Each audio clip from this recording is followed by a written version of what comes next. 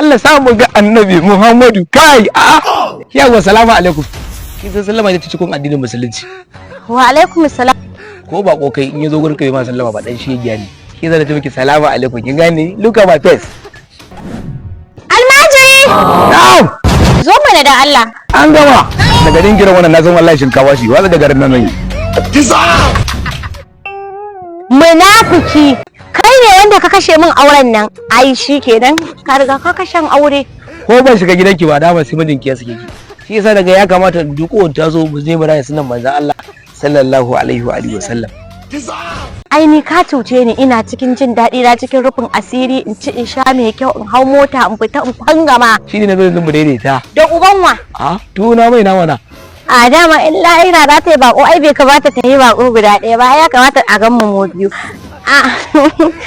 Ba matsala tun da dai za a daidaita amma sai dai akwai wata ƙaramin matsala. Karki da abu matsala sai mai addu'a Allah ya magance ta.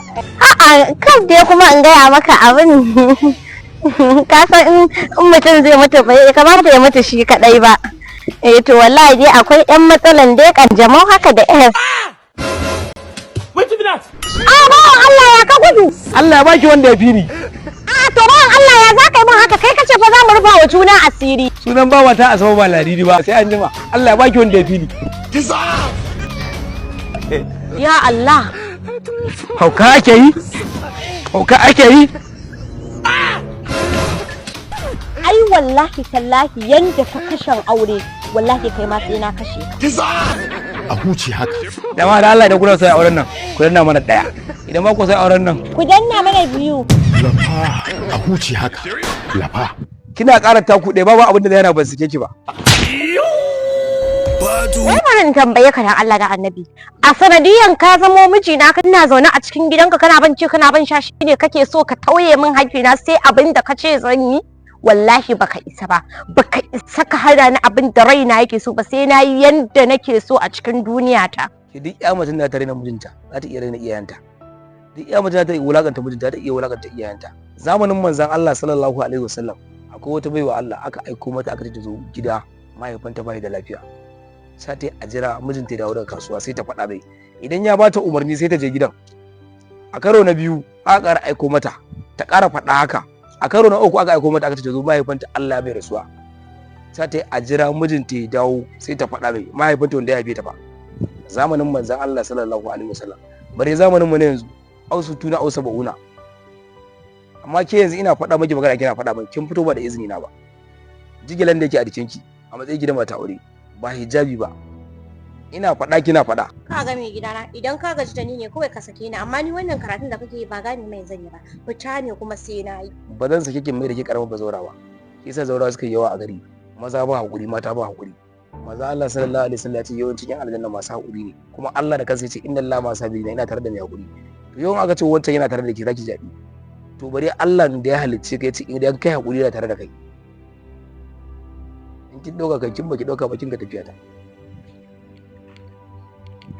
Wani irin rayuwa ce da mutum ya yi dan wani abu sai a kawo masa harakan wa'azi a yi ta mai wa'azi to ko kafiri ne kai ba dole ka labdattu ba ka dau. Allah samu ga annabi Muhammadu kai yawa salamu alaikum. Kin san sallama ita ce cikin addinin musulunci. Wa alaikum salam. Ko ba ko kai in yazo gurin kai ma sallama ba dan shi giya ne. Ki zan ta miki salamu alaikum kin gane look at my face. Almajiri. Na'am. Zo mana da Allah. An gama. Daga dingiran wannan na san wallahi shinkawa shi wanda daga nan nan. Munafiki. Kai ne wanda ka kashe min auren nan. Ai shi kenan ka riga ka kashe aure. Ko ban shiga gidanki ba dama sai mijinki ya sake ki. Shi yasa daga ya kamata duk wanda ta zo mu je mu raya sunan manzon Allah sallallahu alaihi wa alihi wasallam. Ai ni ka cuce ni ina cikin jin daɗi na cikin rufin asiri in ci in sha mai kyau in hau mota in fita in fangama. Shi ne na zo yanzu mu daidaita. Da uban wa? Tuna mai na wana. A dama in la'ira za ta yi bako ai bai kamata ta yi bako guda ɗaya ba ya kamata a gan mu biyu. Ba matsala tun da dai za a daidaita amma sai dai akwai wata ƙaramin matsala. Karki da abu matsala sai mai addu'a Allah ya magance ta. Kan dai kuma in gaya maka abin ka san in mutum zai mutu bai kamata ya mutu shi kadai ba. To wallahi dai akwai ƴan matsalan dai kanjamau haka da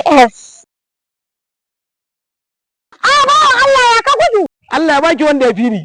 A to bawan Allah ya za ka yi min haka kai kace fa za mu rufa wa juna asiri. Sunan bawa ta Asabe ba Ladidi ba sai an jima. Allah ya baki wanda ya fi ni. Ya Allah. Hauka ake yi? Hauka ake yi? Ai wallahi tallahi yanda ka kashen aure wallahi kai ma sai na kashe ka. Dama da Allah da kuna sai auren nan ku danna mana daya. Idan ba ku sai auren nan ku danna mana biyu.